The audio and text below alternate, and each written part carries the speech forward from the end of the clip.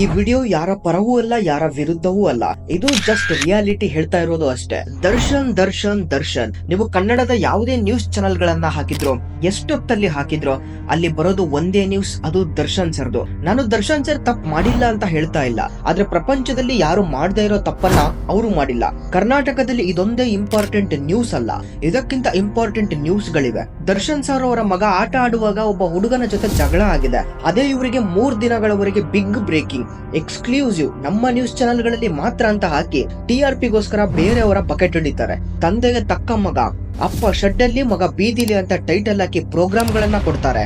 ಇವ್ರ ಮಕ್ಕಳು ಎಲ್ಲೆಲ್ಲಿ ಏನೇನ್ ಮಾಡಬಾರದ್ ಮಾಡ್ಕೊಂಡು ಕುಂತಿದಾರೋ ಗೊತ್ತಿಲ್ಲ, ಆದ್ರೆ ಇವ್ರು ಮಾತ್ರ ಬೇರೆಯವರ ಮನೆದ್ನ ಫುಲ್ ಎಪಿಸೋಡ್ ಮಾಡ್ಕೊಂಡು ಮಜಾ ಮಾಡ್ತಾ ಇದ್ದಾರೆ. ಇನ್ಫ್ಲೂಯೆನ್ಸ್ ಇರೋರ್ಗೆ, ದುಡ್ಡಿರೋರ್ಗೆ ಜೈಲಲ್ಲಿ ರಾಜ್ಯಾತಿಥ್ಯ ಸಿಗುತ್ತೆ ಅಂತ ಇದಕ್ಕಿಂತ ಮುಂಚೆನೂ ನೋಡಿದೀವಿ, ಇವಾಗ್ಲೂ ನೋಡ್ತಾ ಇದೀವಿ, ಮುಂದೆನೂ ನೋಡ್ತೀವಿ. ಆದ್ರೆ ಅದನ್ನೇ 4 ದಿನ ಬಿಗ್ ಬ್ರೇಕಿಂಗ್ ಅಂತ ನ್ಯೂಸ್ ಹಾಕೊಂಡು ಈ ಮೀಡಿಯಾಗಳು ಯಾವತ್ತೂ ಮಾಡಿಲ್ಲ. ಇವತ್ತು ಯಾಕೆ ಮಾಡ್ತಾ ಇದ್ದಾರೆ? ದರ್ಶನ್ ಸರ್ ಮೇಲಿರೋ ರಿವೆಂಜ್ಗೆ ಇರಬೇಕು.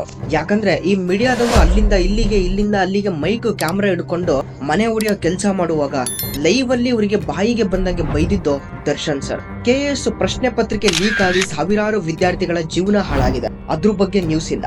ಎಲ್ಲದಕ್ಕಿಂತ ಕ್ರೂರವಾಗಿ ಆರ್ಜೆಕರ್ ಮೆಡಿಕಲ್ ಕಾಲೇಜ್ ನಲ್ಲಿ ರೇಪ್ ಮತ್ತು ಮರ್ಡರ್ ಆಯ್ತು, ಅದ್ರ ಬಗ್ಗೆ ನ್ಯೂಸ್ ಇಲ್ಲ.